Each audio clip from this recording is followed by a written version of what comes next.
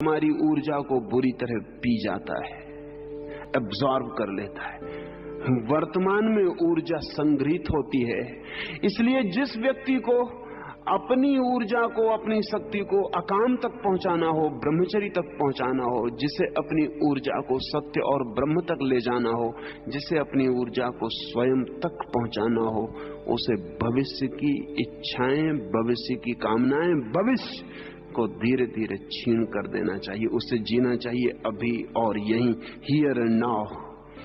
जब आप खाना खा रहे हैं तो सिर्फ खाना खाएं, दफ्तर में मत प्रवेश कर जाएं खाना खाते वक्त। और जब दफ्तर में बैठें तो दफ्तर में ही बैठें, और दफ्तर में बैठ के खाना ना खाएं। और जब सिनेमा गृह में जाएं तो सिनेमा गृह में जाएं, उस वक्त मंदिर को बिल्कुल वहां प्रवेश न करने दें। और जब मंदिर में जाएं तो मंदिर में हो, सिनेमा गृह मंदिर में ना आए। प्रतिपल जहां आप हैं वहां पूरे होने की कोशिश करें। कठिन होगी ये बात, लेकिन सरल बन जाएगी। कठिन होगी इसलिए कि हमारी आदतें सदा वहां होने की नहीं है जहां हम हैं, सदा वहां होने की जहां हम नहीं है। जहां आप होते हैं वहां आप होते ही नहीं। आपका वो जो मन है काम से भरा हुआ, वो कहीं और होता है। जब आप कलकत्ते में होते हैं तब मन बंबई में होता है, जब आप बंबई में होते हैं तब मन कलकत्ते में होता है। जहां हम हैं उस क्षण में हमारा मन नहीं होता, इसलिए जहां हम नहीं हैं वहां से हमें काम का विस्तार करना पड़ता और जुड़ना पड़ता है। वो जोड़ हमारी ऊर्जा को खोने का रास्ता है। अगर कोई व्यक्ति अभी और यहीं जीने के लिए धीरे धीरे धीरे धीरे धीरे समर्थ हो जाए, और सरल है होना, सरल इसलिए है कि अगर आप प्रयोग करेंगे तो आप बहुत हैरान हो जाएंगे कि खाना इतना आनंदपूर्ण कभी भी ना था जितना आनंदपूर्ण उस क्षण हो जाता है जिस क्षण आप खाना खाते वक्त पूरे मौजूद हैं। जिस वक्त आप खाना ही खा रहे हैं।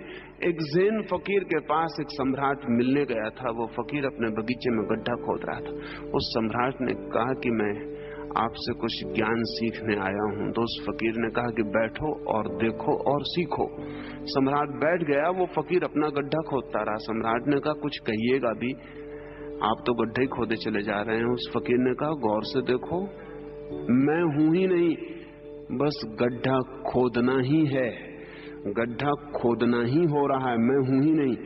मैं इतना पूरा लीन हूं इस गड्ढे खोदने में कि मुझे अलग करने की कोई जरूरत नहीं। मैं गड्ढा खोद रहा हूं ऐसा कहना गलत है, मैं गड्ढा खोदने की क्रिया हो गया हूं ऐसा ही कहना ठीक है।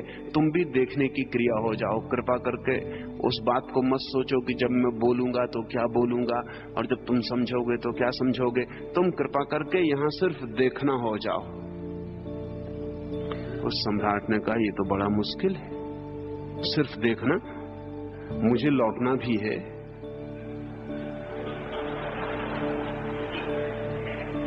तो उस फकीर ने कहा लौट जाओ, लेकिन तब लौटना ही हो जाओ। पर उस सम्राट ने कहा मुझे कुछ आपसे पूछना भी है। तो उस फकीर ने कहा फिर पूछ लो, फिर प्रश्न ही बन जाओ। हम जो भी कर रहे हैं हम वही नहीं हैं। अगर आप क्रोध करते वक्त पूरा क्रोध बन जाएं तो शायद दोबारा क्रोध ना कर सके। लेकिन क्रोध करते वक्त क्षमा मांग रहे हैं भीतर, क्रोध करते वक्त प्रायश्चित कर रहे हैं भीतर।